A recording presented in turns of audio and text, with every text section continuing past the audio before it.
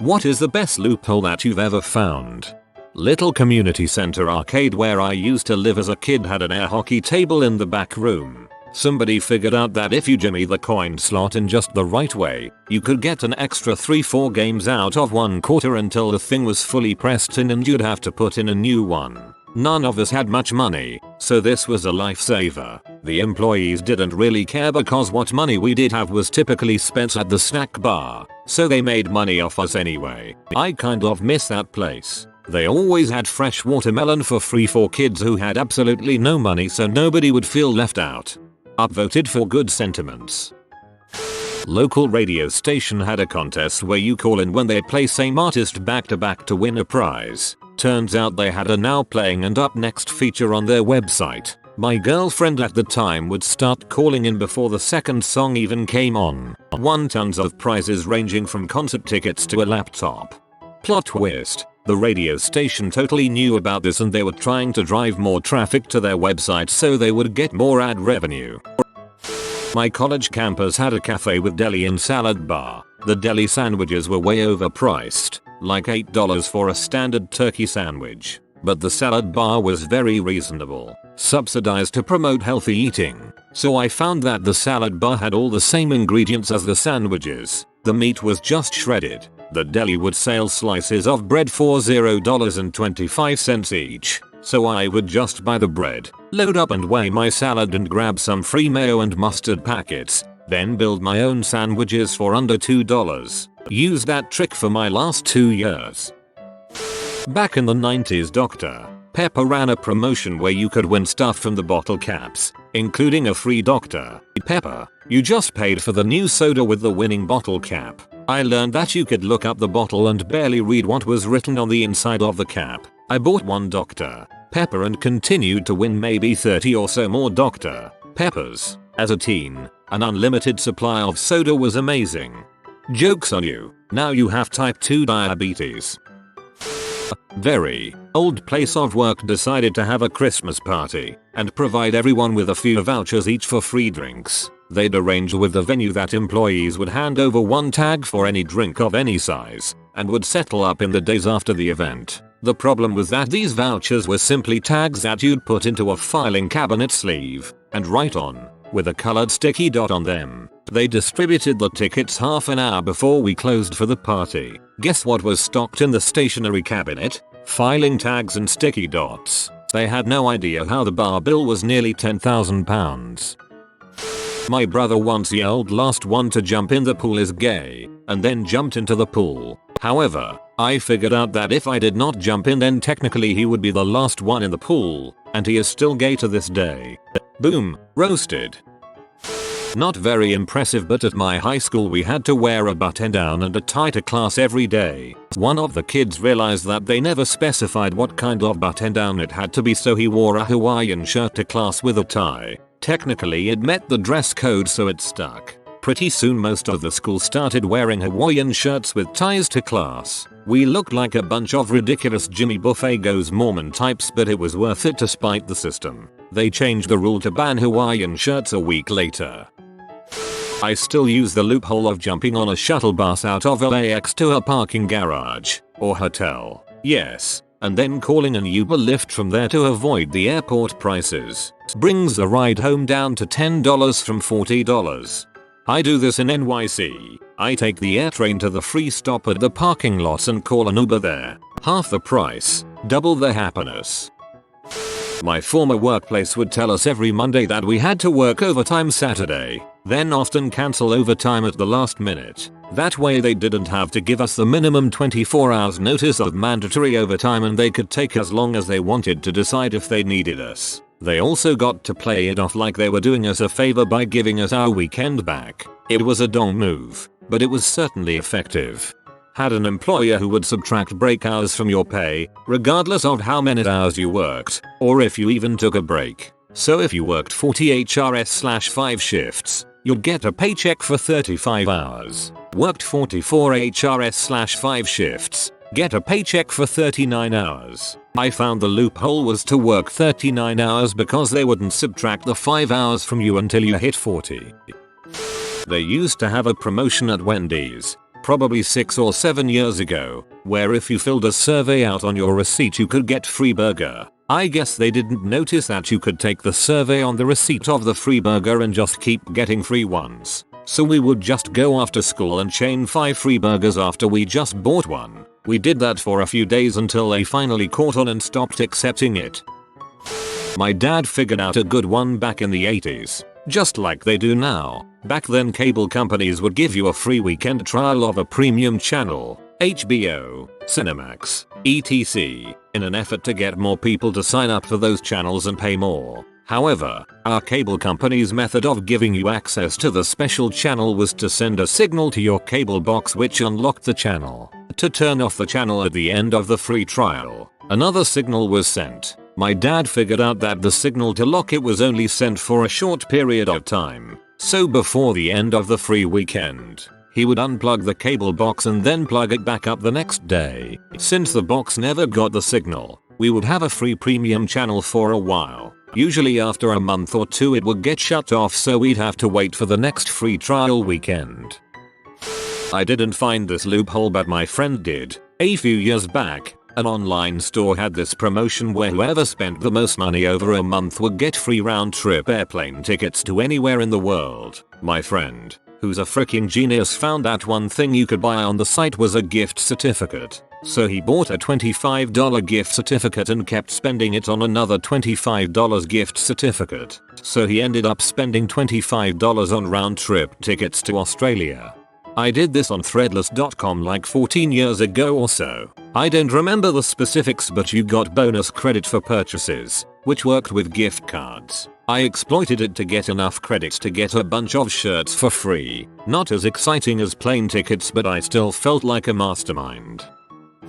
In 3rd grade, our teacher had to leave the room for some kind of emergency and left one of the students in charge, the teacher's pet, of course. The teacher said that we were not allowed to talk, and if we did, we would have to write 100 times "I will not talk in class when instructed not to," or something like that. Well, my friend and I were bored, so we started writing out the punishment, and when we were finished, proceeded to talk to each other until the teacher returned. The student left in charge wasn't sure what to do. It was hilarious. Are the rich person's take on fines that they aren't deterrents, merely entry fees? Back in the day, 2 5-piece chicken nuggets at Burger King cost less than a single 8-piece chicken nuggets. Me and those 2 extra nuggets were laughing all the way to the piggy bank. Almost the same thing in the Netherlands right now. 6 nuggets equals €2, 9 nuggets equals €3.95, 20 equals €7.95. Basically €0.05 will give you 3 extra nuggets if you buy 2 times the 6 box compared to the 9. Or 4 extra if you buy 4x6 instead of 20. Why anyone would ever buy the 9 or 20 beats me. Back in the 1960s, the school district in my hometown was broken up and absorbed into the surrounding districts. Fast forward to 2003, I'm applying to colleges. I discovered that there is a scholarship fund for people living in that old district's area. The district is gone, but the scholarship still exists. I applied and got the scholarship. I don't think there were any other applicants. A lot of scholarships never get awarded or only have 1 or 2 applicants. Always good to search out as many as possible. My university was trying to encourage people to walk, so if we download a specific health tracker that's connected to our account, it would convert steps into points. The points would get you stuff like free coffee, mugs, discounts for stuff, and the most expensive prize, a university hoodie which costs about £30. Now, the health tracking app is pretty basic. It won't let you log your steps manually, however it does let you connect with other health apps. I found a health app that would let me add in the steps, and I logged in an equivalent of 50 kilometers a day, and in a few days of logging manually, I would get myself a hoodie or 2 and I didn't get caught. However, I told my friend about it, and he really perfected the method of getting more steps a day, because apparently there was a hidden physical limit to how far a person can walk in a day. But he managed to trick it by setting his height to be 1 centimeter, and because the shorter you are, the more steps you need to take to cover the same distance. In the end he claimed about 10 plus hoodies, and he would just get them for anyone who asks. The uni found it suspicious So he received an email telling that the activity had to stop unless he could provide evidence that he walked that much. Another friend had a different method. You get points just by being friends with them on the University Health website. He also found that he could access a list of everyone who had an account in that website. So he made a Python script that would automatically send a request to everyone, earning him points. Laughing so hard about the 1 centimeter marathonist giving away uni hoodies. I used to get the train from Liverpool to Manchester every day. The fares were extortionate. £15 a day. Instead, I'd get a 30-day return on Monday in Liverpool, £20. Then on the way home I'd get another 30-day return in Manchester, £20. As long as the return tickets never got stamped, I'd reuse them, so I always had a valid ticket to travel. It helped that I was always on the first train, and the guard could not be bothered to check tickets, and on the way home I was on the rush hour train and they couldn't get up the train to check. It saved me thousands. This was before the barriers at most train stations now though, so probably a lot harder to do. I will always upvote a public transport swindle. Frick the trains in the UK. Italian restaurant my family loves had a candy claw machine we played every time we went. But the trick to learn was, if the claw closed all the way it thought that meant you didn't get anything, and would let you play till you did get something. This means we would go for individual items that would fit into the claw perfectly, one sucker, one Laffy Taffy, so it would close all the way, instead of trying to get a big lot all at once. That way it wouldn't register the candy and we could keep going and going. We actually took so long once our parents made us leave before our turn was up and we still left with handfuls of candy. The best part? IT only cost a quarter. They no longer have that machine. We discovered one in a pizza place where if you held the joystick up and right as it was opening for some reason it would give you 99 more tries. Some bug in the programming. We nearly had that thing empty by the time we left.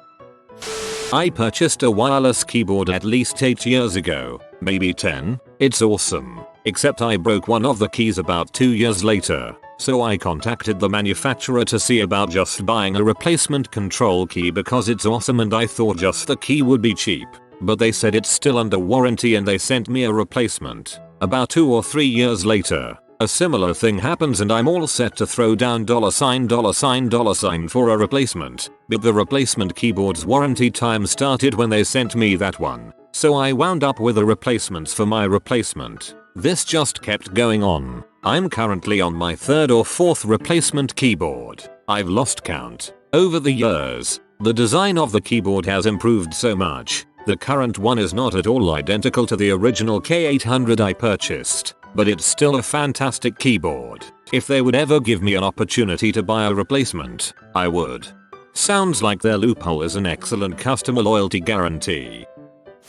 Went to a Catholic school with uniforms. We got jeans day passes to wear. They were always different colors, including white. I took one white pass, took it to a copier, copied enough to fit one page, printed one full page of passes, then printed mass stacks of pages. I made a lot of money selling them out.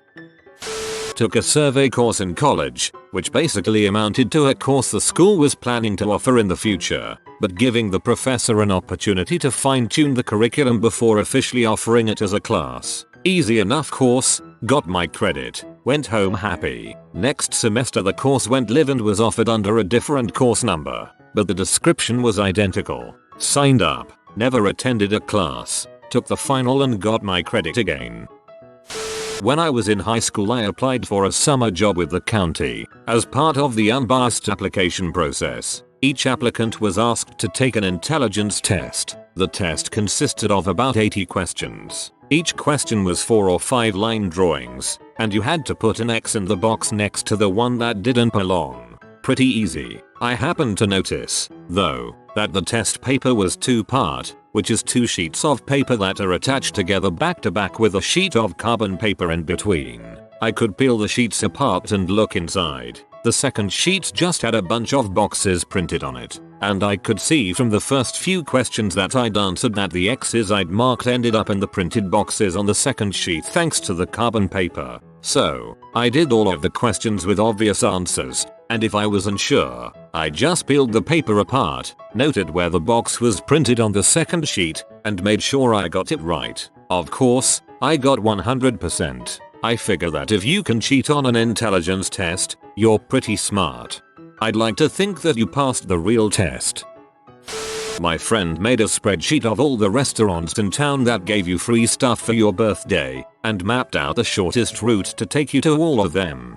Lie about your birthday for different apps for Starbucks, Chick-fil-A, etc. and spread the free crap throughout the year so you don't have to hit up a million places in one day.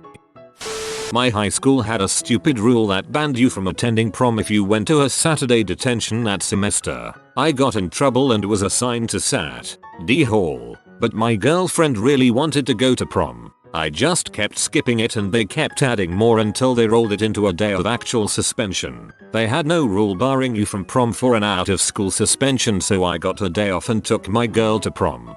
What an odd rule to have.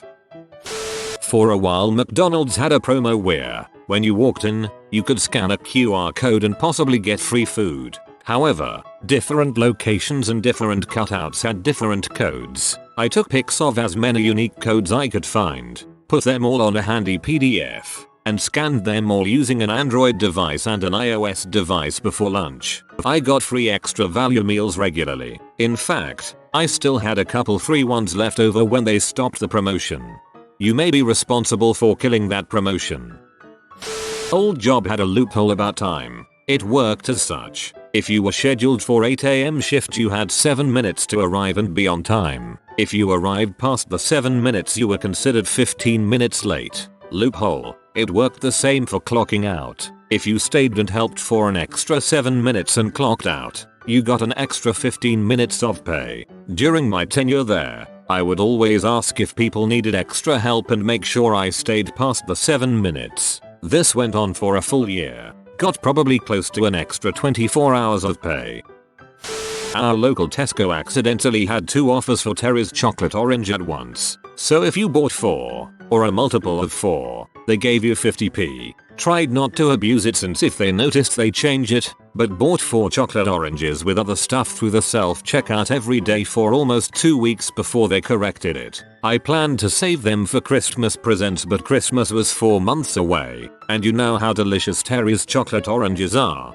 I swear sometimes life gives you heaven just to take it away. When Presto Card first came out in Toronto, the swipe card that gets you onto public transit, the card I got was faulty from the moment I bought it. I'd loaded it with cash, but 9 times out of 10 it wouldn't scan. The transit operators would see me curse and swear at it and let me through the gates anyway. Then I'd pick up a transfer which passed as my proof of payment. I must have done that a good 30 times over the course of 2 months. Saved myself $100 or so on transit. Didn't want to push my luck too much, so eventually replaced the card with a working one. Should have got a working one but kept the dud to use occasionally. I was working maintenance at McDonald's when they did a Best Buy Bucks promotion. Large sodas and large fries had a scratch off that was worth at least $1 at Best Buy. I would go through the trash daily, pulling out all the discarded scratch offs. I got a free computer that year for Christmas. I also had the poor cashier at Best Buy in tears. She had to manually scan each scratch off and verify the dollar amount. Not me, but I read about a guy that bought coins from the Canadian Mint with his credit card, deposited them in his bank. They have value and ended up doing this multiple times, which turned to millions of their miles. There was a drink machine in college that was $75 for a juice. If you put $1 in, it gave you 5 quarters in change. I got a juice every day for months before they finally fixed it. There was a parking ticket machine at a casino near me that, if you put $50 notes in, it would spit your note back out, pay for your parking and give you change. Only worked twice for me, but it was the best machine to play in the whole facility. I had a lawyer friend who leased a car from a dealer that had a really poorly written contract. Depending on how a car lease is written, and maybe depending on what state you're in, the dealer either continues to hold title to the car while it's leased to you, with the contract giving you right of possession, or you hold title to the car while the dealership has a lien on the title so that ownership returns to the dealer at the end of the lease. This contract gave the dealer the lien, rather than the title, but the way it was written, The entire contract expired at the end of the lease term, including the provision that returned the title to the dealer. So essentially, the contract disappears. My friend is left with both the car and the title to the car. The dealer has no legal rights to the car. The dealership called her and asked when she would be returning the car. She says, "I'm not." They said, "Oh, you're buying the car?" She says, "No, I'm just gonna keep it. Thanks." The dealer sued her. Then once they looked closer, they realized they fricked up the contract and offered to settle. Since she wasn't completely confident that a judge wouldn't just find a way to justify giving the car back to the dealer, she settled, but the settlement ended up being her buying the car for like 20% of its value. Free internet access during the early days of the internet. AOL, if you signed up for that free month, called to cancel, they would give you a free month or two. Cancel at the end of that period, then sign back up with a different checking or savings account. Same process. By that time the original account would fall off their list of known accounts, so you could go back to that one. I got 2 years of free internet that way, and got my mom permabanned from AOL. Not sure if this counts, but here it goes. When I was at university, I really wanted to keep up my musical hobbies as I wasn't doing a music related degree. The music department would occasionally grant applications to non-music students to use their facilities, so I applied to see if I could get access to their pianos. I was classically trained and qualified, so I didn't think it would be an issue. Sadly, they rejected my application on the basis that their rooms were always in use, fully booked, and they had to give priority to their music major. As time went on and my studies got more intense, I felt pretty bummed out that I couldn't just chill out and play piano sometimes. One day, I had a class on the other side of the campus. As I was leaving the building, I could hear a piano in the distance. I walked towards where the sound was coming from until I found myself at the front of the music room building. It was literally a block of floors, each floor with half a dozen rooms, each one with a piano. As I walking towards it, someone held the front door open for me, which required a key pass that only music majors had access to, as they must have thought I was heading in to practice. I went along with it and walked straight in. I surveyed the entire building to find that almost none of the rooms were being used. I therefore not only had access to the music rooms but a whole choice of pianos as well. As you can imagine, I felt pretty sick that I had been lied to about the availability of the music rooms. They clearly just lied. So, as someone who was paying ridiculous fees for my education and as a student who should supposedly have access to everything that his university has to offer, I started taking advantage of this situation.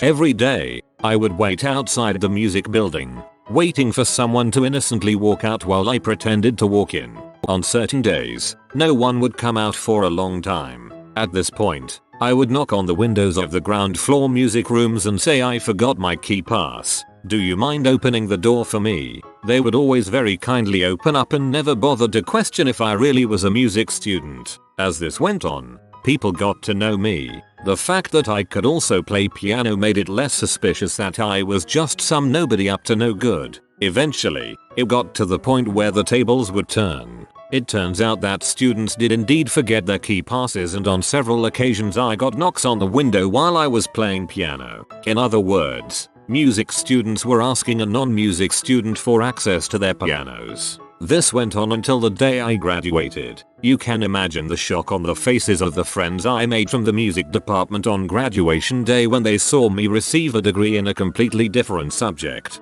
TLDR. I took advantage of strangers' good faith to break into another department building at university so that I could get access to pianos.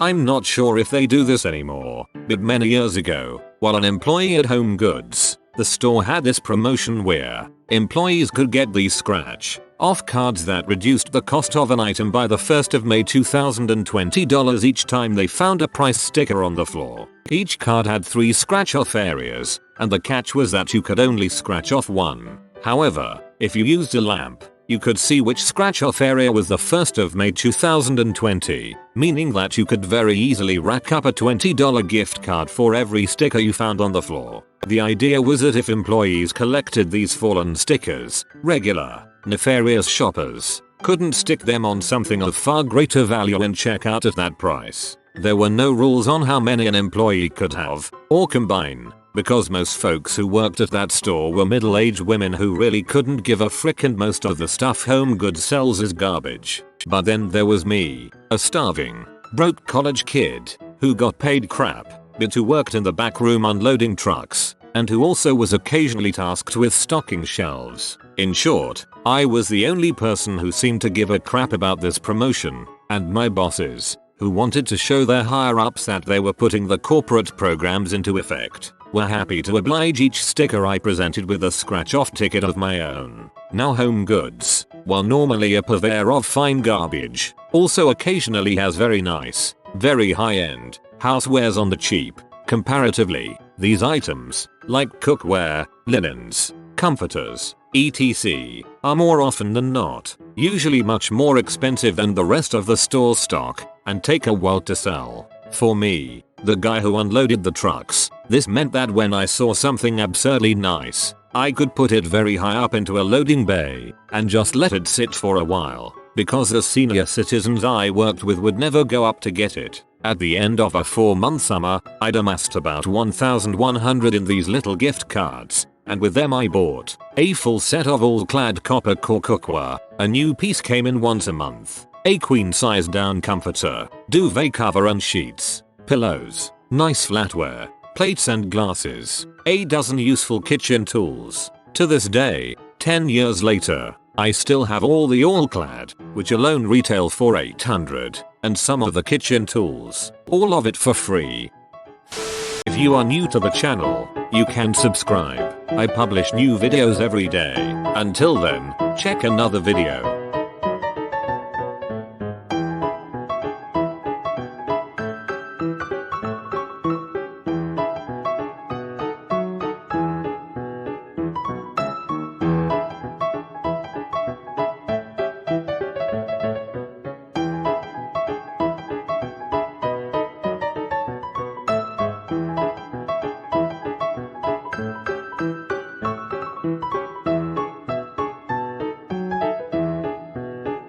Bye for now.